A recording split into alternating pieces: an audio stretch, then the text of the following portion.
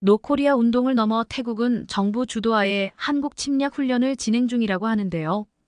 한국은 어차피 전쟁하면 하루면 정복할 수 있다고 큰 소리를 치고 있는데 이때 나토 관계자가 공개한 자료를 보고 충격을 받고 태도를 싹 바꾸고 있다고 하네요. 어떤 자료이길래 이런 반응을 할까요? 저는 이 일을 10년 넘게 해왔지만 오늘 같은 날이 올 줄은 전혀 예상하지 못했어요.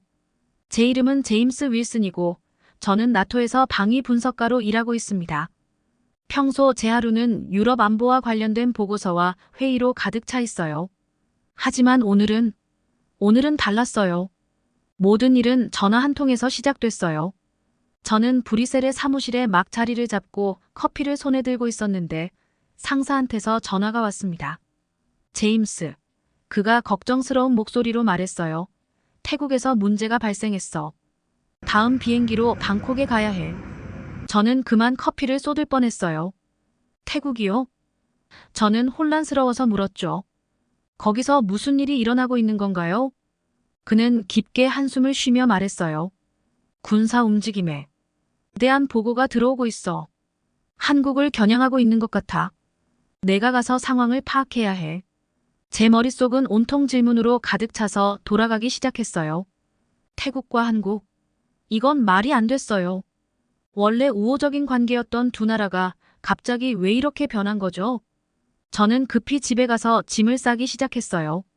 머릿속은 여전히 많은 의문으로 어지러웠고요. 옷을 대충 집어넣으면서 이번 임무는 전에 겪었던 것들과는 완전히 다를 거라는 느낌을 지울 수 없었어요. 공항은 사람들로 붐비고 소음이 가득했어요. 비행기를 기다리면서 태국이 관광지로 유명한 나라라는 점과 남한이라는 아시아의 경제, 강국을 겨냥한 군사적 움직임이라는 것이 도저히 맞아떨어지지 않았어요. 도대체 무슨 일이 일어나고 있는 걸까요? 드디어 비행기에 올라 방콕으로 가는 긴 비행을 시작했어요. 비행기가 이륙하면서 창밖으로 점점 작아지는 브뤼셀의 도시 풍경을 바라봤어요. 이 세계 반대편에 도착했을 때 내가 무슨 상황을 맞닥뜨릴지 생각하지 않을 수 없었죠. 비행 중에는 랩탑을 켜고 관련 보고서를 훑어봤어요. 상황을 이해하려고 노력했지만 읽으면 읽을수록 혼란은 더 커졌어요. 이런 급격한 적대감을 설명할 만한 이유가 전혀 없었거든요. 국경 분쟁도 무역 갈등도 없고 두 나라의 관계가 갑자기 나빠질 이유는 찾아볼 수 없었어요. 몇 시간이 지나고 낯선 풍경을 지나가며 불안감이 점점 커졌어요. 이번 임무는 단순한 일이 아니었어요. 제 느낌이 맞다면 뭔가 큰일이 벌어지고 있었고 저는 그 중심으로 향하고 있었어요. 비행기가 방콕에 착륙할 때쯤 창밖을 보니 거대한 도시가 펼쳐져 있었고 저녁 노을이 아름답게 하늘을 물들이고 있었어요. 참 아름다웠지만 저는 전혀 감상할 여유가 없었어요. 제 머릿속은 앞으로 마주할 과제로 가득 차 있었으니까요. 저는 방콕에 여러 번 와본 적이 있었지만 이번에는 전혀 다른 기분이었어요. 머리 위로 잠재적인 갈등이 무겁게 드리워져 있었으니까요. 비행기가 착륙하자마자 저는 깊은 숨을 들이쉬며 앞으로 닥칠 일에 대비했어요. 비행기에서 내리자마자 한여름의 열기가 저를 덮쳤어요. 공기는 무겁고 습기 가득한데 제가 떠나온 브뤼셀의 서늘한 날씨와는 완전히 달랐어요. 공항을 빠져나가면서도 뭔가 이상한 긴장감이 느껴졌어요. 관광객들과 여행객들 속에서도 어딘가 불안한 기운이 흐르고 있었거든요. 저를 마중 나온 운전기사가 있었고 제 이름이 적힌 팻말을 들고 있었어요. 우리는 방콕의 분주한 거리를 지나갔는데 제가 찾으러 온 군사활동의 흔적은 전혀 보이지 않았어요. 너무 평범한 일상 같았죠. 오히려 그게 더 불안하게 느껴졌어요. 드디어 목적지에 도착했어요. 별로 특별할 것 없는 정부 건물이었죠. 이곳에서 뭔가를 알아낼 수 있을까요? 차에서 내리면서 저는 넥타이를 고쳐매고 다시 한번 심호흡을 했어요. 저는 나토의 방위 분석가 제임스 윌슨입니다. 그리고 지금까지 경험한 것 중 가장 기묘한 상황 속으로 들어가고 있었어요. 그런데 이건 시작에 불과했어요. 앞으로 더 이상한 일들이 벌어질 거라고는 상상도 못했죠. 회의실에 들어서는 순간 공기가 굉장히 무겁게 느껴졌어요. 마치 번개가 칠 것 같은 긴장감이 감돌았죠. 큰 테이블에 둘러앉아 있던 태국 정부 관계자들의 얼굴에는 분노가 서려 있었어요. 저도 긴장하며 한숨을 깊게 내쉬고 앉아서 준비된 대화를 시작하려고 했죠. 제자리에 앉자마자 나이가 지긋하고 날카로운 눈매를 가진 수석 관계자가 바로 말을 시작했어요. 당신네 한국 관광객들이 우리나라에서 뭘 하고 있는지 알고 있습니까? 그는 화난 목소리로 물었어요. 저는 갑작스러운 비난에 순간적으로 당황했어요. 죄송합니다만 무슨 말씀을 하시는 건지 잘 모르겠네요. 라고 최대한 침착하게 답했어요. 그 사람의 얼굴은 더 붉어졌고 그는 소리쳤어요. 관광 산업을 망치고 있어요. 그들은 여기에 와서 엉망진창을 만들고 모두에게 무례하게 굴고 있단 말입니다. 다른 관계자, 짧은 검은 머리의 여성이 대화를 끼어들었어요. 그것뿐만이 아니에요. 그녀가 말했어요. 한국 관광객들이 우리나라에 마약을 반입하고 있다는 보고도 있어요. 그들이 우리 팬더들을 죽이고 있어요. 저는 그 자리에 멍하니 앉아 있었어요. 마약으로 팬더를 죽인다니 정말 말도 안 되는 이야기였죠. 하지만 그들의 표정을 보니 그 말들을 진심으로 믿고 있는 것처럼 보였어요. 그 사건들에 대해 좀 더 자세히 말씀해 주시겠어요? 제가 조심스럽게 물었어요. 그들의 주장에 대해 더 깊이 이해하고 싶었거든요. 그 후 1시간 동안 태국 정부 관계자들은 한국 관광객들에 대한 불만을 끊임없이 쏟아냈어요. 몇몇 주장은 너무 황당해서 저는 웃음을 참느라 애를 먹었죠.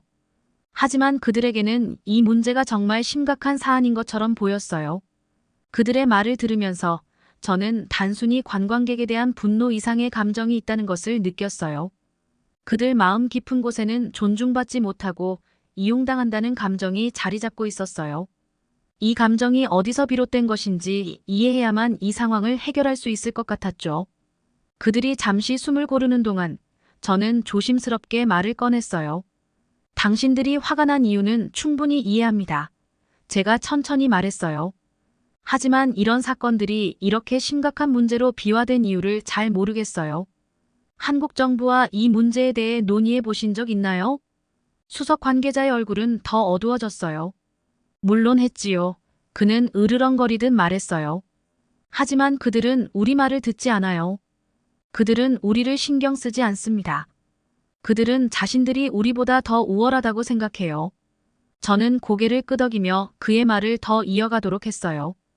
그가 말하는 동안 저는 이 상황의 패턴을 조금씩 이해하기 시작했어요. 단순히 관광객에 대한 문제가 아니라 이들은 더 성공한 나라로 여겨지는 한국에 대한 열등감을 느끼고 있었어요. 그리고 이제 우리는 참을 만큼 참았습니다. 수석 관계자가 목소리를 높이며 말했어요. 더는 이대로 놔두지 않을 겁니다. 우리도 강력한 우방국이 있다는 걸 아셔야죠. 그 순간 등골이 서늘해졌어요. 그가 말하는 우방국은 중국을 의미한다는 것을 알 수 있었어요. 상황이 급속도로 악화되고 있다는 느낌이 들었죠. 그게 무슨 뜻인가요? 저는 최대한 침착하게 목소리를 내며 물었어요. 그 관계자는 몸을 앞으로 기울이며 눈을 번뜩였어요. 중국은 우리를 이해해줍니다. 그가 말했어요. 그들은 우리를 존중해요. 그리고 그들은 한국에 맞서 우리와 함께할 준비가 되어 있습니다. 순식간에 회의실은 흥분한 목소리로 가득 찼어요. 다른 관계자들도 고개를 끄덕이며 동의하고 있었어요. 그들의 얼굴에는 분노와 승리감이 뒤섞인 표정이었죠. 저는 의자에 기대어 앉으며 머릿속이 복잡해졌어요. 관광객에 대한 불만으로 시작된 문제가 어느새 군사동맹과 갈등으로 확대되고 있었어요. 이 상황을 통제하지 않으면 정말 큰일이 날 것 같았어요. 환한 얼굴들을 둘러보며 저는 이 일이 제 경력에서 가장 어려운 과제가 될 것임을 직감했어요. 이렇게 깊은 분노와 열등감에 사로잡힌 사람들에게 어떻게 이성을 찾게 할 수 있을까?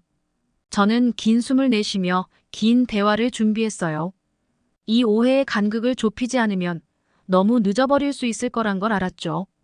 저는 그 자리에 앉아서 계속해서 노트북을 두드리고 있었어요. 태국 관료들이 한국을 향해 계속해서 비난을 퍼붓는 동안 점점 더 초조해지기 시작했거든요. 회의실은 점점 더 시끄러워졌어요. 각 관료는 다른 관료보다 더 심한 비난을 하기 위해 애쓰는 듯 했어요. 마치 현실이 아닌 연극 한가운데 있는 기분이었어요. 하지만 이건 진짜였죠. 회의가 진행될수록 분위기는 점점 더 무거워졌어요. 이제 단순히 불평만 하는 게 아니라 위협까지 하기 시작했거든요. 더는 이들의 무례함을 참지 않겠어요. 한 관료가 탁자를 3개 내리치며 선언했어요. 이제 한국에 잊을 수 없는 교훈을 가르쳐 줄 때가 된 것 같군요. 등골이 오싹해졌어요. 일이 예상보다 훨씬 심각하게 번지고 있었거든요. 저는 상황을 진정시키기 위해 무언가를 말하려 했지만 제 목소리는 다른 사람들의 고함에 묻혀버렸어요. 우리는 강력한 동맹이 있어요. 또 다른 관료가 자랑하듯 말했어요. 중국이 우리와 함께해요. 그들도 한국이 지역의 위협이 된다고 생각하고 있어요. 우리가 힘을 합치면 저 건방진 한국 놈들을 제대로 눌러줄 수 있을 겁니다. 한국은 어차피 우리한테 상대도 안 돼요. 하루면 한국을 침략해서 정복까지 가능할 겁니다. 한국은 실제로 북한 같은 나라한테도 아무 말도 못하는 약소국이거든요. 심장이 철렁 내려앉았어요. 중국이 언급되자 상황이 완전히 달라졌죠. 태국이 정말로 중국과 손잡고 한국에 맞서겠다는 거라면 이건 엄청난 국제적 사건으로 번질 수 있었어요. 뭔가 조치를 취해야 했죠, 빨리요. 하지만 생각을 정리하기도 전에 방은 다시 아수라장이 되었어요. 관료들은 서로 큰 소리로 외치며 자리에서 일어섰어요. 일부는 즉각 한국에 대한 조치를 취하자고 주장했지만 또 다른 사람들은 신중해야 한다고 말렸죠. 공기는 너무 팽팽해서 숨이 막힐 정도였어요. 모든 외교 관계를 끊어야 해. 한 목소리가 외쳤어요. 아니, 그들 경제를 타격해야 한다니까. 또 다른 목소리가 맞받아쳤어요. 왜 거기서 멈추지? 군사적 옵션도 있잖아. 중국하고 함께하면 한나절 없어도 하루면 한국을 전쟁으로 끝낼 수 있어. 저는 자리에 일어서며 의자를 뒤로 밀었어요. 방 안에 있던 모든 시선이 제게 쏠렸죠. 그중 일부는 호기심 어린 눈빛이었고 다른 일부는 적대적인 눈빛이었어요. 저는 깊은 숨을 들이쉬며 말했어요. 이제 제가 무슨 말을 하느냐에 따라 이 상황이 달라질 수 있었으니까요. 저는 심장이 쿵쾅거리는 걸 느끼며 벌떡 일어났어요.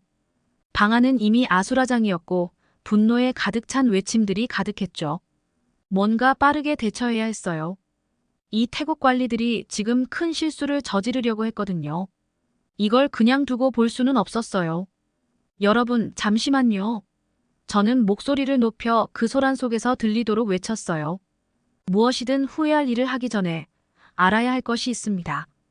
점차 고함 소리가 잦아들었어요. 모두가 저를 쳐다봤어요. 저는 심호흡을 하며 긴장을 가라앉히려 했어요. 이제 이게 끝이었어요.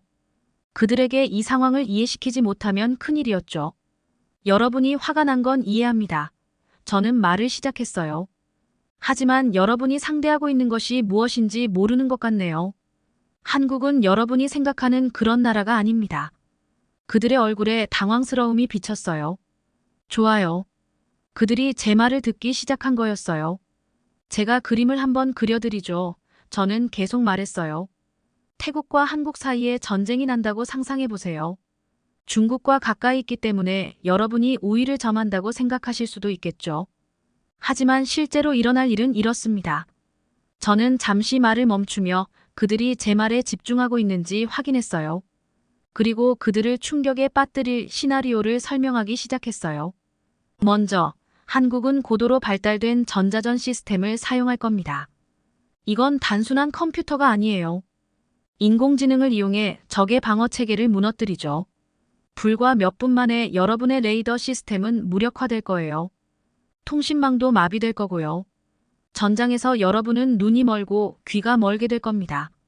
관료들이 서로 걱정스러운 눈빛을 주고받는 게 보였어요. 하지만 아직 끝이 아니었어요. 그 다음은 미사일이 발사될 겁니다. 이 미사일들은 그냥 평범한 미사일이 아니에요. 수백 마일 떨어진 곳에서도 자동차 크기의 목표를 정확하게 타격할 수 있는 미사일들이죠. 주요 군사기지, 정부 건물, 발전소, 전부 첫 시간 안에 파괴될 수 있어요. 방 안은 완전히 침묵에 휩싸였어요. 아까의 호기는 사라지고 그 자리를 두려움이 채우고 있었죠. 하지만 그것만이 아닙니다. 저는 말을 이어갔어요. 한국은 세계에서 가장 발전된 전투기들을 보유하고 있어요. 이 전투기들은 거의 저항도 받지 않고 태국 상공을 날아다닐 겁니다. 여러분의 전투기들은 이륙조차 어려울 거예요. 저는 잠시 그 말이 가슴 깊이 와닿도록 멈췄어요. 그리고 마지막으로 결정타를 날렸죠. 그리고 여러분이 들은 적 있는 EMP 드론들 말이에요. 한국은 그걸 보유하고 있습니다. 이 드론 하나가 한 도시 전체의 전자기기를 전부 마비시킬 수 있어요. 방콕이 암흑에 잠길 상상을 해보세요. 전기 없고 전화도 안 되고 인터넷도 마비되고요. 그야말로 혼돈이겠죠. 제가 말을 마치자 방 안은 무거운 침묵에 휩싸였어요. 방금 전까지만 해도 분노와 위협으로 가득 차 있던 태국 관리들이 이제는 마치 바람 빠진 풍선처럼 축 늘어져 있었죠. 제가 한 말을 곱씹는 동안 그들의 눈에 비치는 충격과 두려움을 읽을 수 있었어요. 그중 한 명, 머리가 희끗희끗한 나이든 관리가 침묵을 깨고 먼저 말을 꺼냈어요. 윌슨 씨, 그가 떨리는 목소리로 말했어요. 한국의 군사력이 정말 그렇게 뛰어난가요? 저는 표정을 최대한 감춘 채 고개를 끄덕였어요. 네, 맞습니다. 한국은 지난 수십 년간 군사기술에 많은 투자를 했어요. 그들의 군사력은 서구 여러 나라와 어깨를 나란히 할 정도입니다. 그때 앞서 특히 목소리가 컸던 젊은 여성 관리가 물었어요. 그럼 중국은요? 우리가 공격당하면 중국이 도와주지 않겠어요? 이건 매우 민감한 주제였어요. 저는 깊은 숨을 내쉬고 말을 이었어요. 태국과 중국은 좋은 관계를 유지하고 있지만 중국의 입장을 이해하는 게 중요해요. 중국은 한국과도 상당한 경제적 유대가 있습니다. 만약 태국과 한국 간의 충돌이 생기면 중국은 매우 곤란한 상황에 놓이게 돼요. 경제적 이익을 위험에 빠뜨리면서까지 직접 개입하지 않을 수도 있습니다. 이 말에 방안은 다시 웅성거렸어요. 그들 모두의 얼굴에서 불안감이 역력했어요.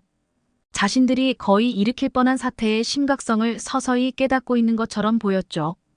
윌슨 씨, 또 다른 관리가 불렀어요. 아까 한국의 전자전 능력에 대해 언급했잖아요. 그 부분에 대해 좀 더 설명해 주실 수 있나요? 저는 그들이 이제 진지하게 받아들이고 있다는 사실에 안심하며 고개를 끄덕였어요. 한국은 AI 기반의 첨단 전자전 시스템을 개발했어요. 이 시스템은 적의 통신과 레이더를 방해할 수 있고 전자장비를 무력화시킬 수도 있어요. 전쟁 상황에서는 도시 전체를 마비시킬 수도 있습니다. 관리들 사이에 걱정스러운 눈빛이 오갔어요. 그들이 머릿속으로 도시가 정전되고 군사장비가 쓸모없어지는 모습을 상상하는 게 눈에 보였죠. 그때 누군가가 물었어요. 우리 공군은요? 항공 공격에 맞설 수 있지 않나요? 저는 고개를 저었어요. 한국의 공군은 세계에서 가장 뛰어난 군대 중 하나예요. 최신 전투기와 고도로 훈련된 조종사들이 있죠. 공중전이 벌어지면 하늘은 그들이 장악할 가능성이 큽니다. 방안은 다시 고요해졌어요. 그들이 한국의 능력을 얼마나 과소평가하고 있었는지 깨달은 순간이었어요. 이번엔 나이든 관리가 다시 입을 열었어요. 그의 목소리에는 무거운 기색이 느껴졌죠. 윌슨 씨, 우리에게 어떤 조언을 해주실 수 있겠습니까? 저는 잠시 생각한 후 대답했어요. 저는 한국에 대해 어떤 공격적인 행동도 하지 말라고 강력히 권유드리고 싶습니다. 제가 말했어요. 그 대신 외교적인 채널을 통해 여러분이 가지고 있는 문제들을 해결하려 노력하는 게 좋을 겁니다. 태국과 한국의 관리들 간의 평화로운 대화를 위한 만남을 주선하는 것도 하나의 방법일 수 있어요. 관리들은 고개를 끄덕였어요. 그들 역시 이제 충돌보다는 평화적인 해결책을 바라는 듯 보였죠. 그리고 한 가지 더 제가 말을 이었어요. 태국이 더 나은 정보 수집과 분석에 투자하는 게 중요할 것 같아요. 아까 했던 여러 주장들이 잘못된 정보나 오해에서 비롯된 것이었죠. 국제관계에서 정확한 정보는 올바른 결정을 내리는 데 있어 매우 중요한 요소입니다. 제가 말을 마치자 방 안의 분위기가 완전히 달라졌다는 걸 느낄 수 있었어요. 그 전의 분노와 적대감은 사라지고 대신 걱정과 심사숙고가 그 자리를 차지했어요. 더 이상 고함을 치거나 위협하는 사람은 없었고 모두들 조용히 서로의 말을 주고받으며 이번에 배운 점들에 대해 논의하고 있었어요. 저는 안도의 한숨을 내쉬었어요. 적어도 당분간은 위기를 넘긴 듯했죠. 하지만 아직 할 일이 많이 남았다는 걸 알고 있었어요. 이런 오해가 갑자기 생긴 건 아니니까요. 잘못된 소통, 부정확한 정보, 그리고 어쩌면 문화적 차이가 이런 문제를 만들어냈던 거죠. 회의가 마무리될 무렵 몇몇 관리들이 저에게 다가와 악수를 청하고 제 조언에 감사하다는 인사를 했어요. 그들의 눈빛에서 새로운 시각을 얻었다는 걸 느낄 수 있었어요. 이제 세상이 그들이 생각했던 것보다 훨씬 더 복잡하다는 걸, 그리고 성급한 행동이 엄청난 결과를 초래할 수 있다는 걸 깨달은 듯 했어요. 회의실을 나서며 복잡한 감정이 교차했어요. 우리는 위기를 넘겼지만 또 다른 걱정이 머리를 스쳤죠.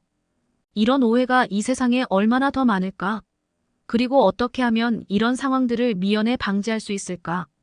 브뤼셀로 돌아가는 비행기에서 생각할 게 많을 것 같았어요. 이번 경험은 제 일이 얼마나 중요한지 다시 한번 느끼게 해줬거든요. 단순히 데이터를 분석하고 보고서를 작성하는 것이 아니라 서로 간의 이해를 이어주고 갈등을 막으며 세상을 조금이라도 더 안전하게 만드는 일이었으니까요. 방콕의 습한 공기를 마시며 건물을 나서며 저는 깊은 숨을 내쉬었어요. 위기는 넘겼지만 제 일은 끝나지 않았다는 걸 알 수 있었죠. 사실 이제부터가 진짜 시작인 것 같았어요. 브뤼셀로 돌아오는 긴 비행기에서 자리에 앉았을 때도 방콕에서 있었던 일들이 계속 머릿속을 떠나지 않았어요. 그 태국 관리들의 얼굴이 떠올랐는데 처음에는 화가 잔뜩 나 있다가 갑자기 창백해지며 두려움에 휩싸이던 모습이 마치 풍선에서 바람이 빠지는 것처럼 보였어요. 팽팽하던 긴장감이 어느 순간 사라지는 걸 보는 것 같았죠. 노트북을 꺼내서 보고서를 쓰기 시작했어요. 글은 쉽게 나왔지만 그동안 있었던 일들이 마음을 짓눌렀어요. 도대체 어떻게 상황이 이렇게까지 악화됐을까요? 그 관리들은 왜 한국에 대해 그렇게 잘못된 생각을 하고 있었을까요? 회의실에서 벌어진 일들이 떠올랐어요. 고함, 위협 어린아이들이 운동장에서 가슴을 부풀리며 큰 소리치는 모습 같았어요.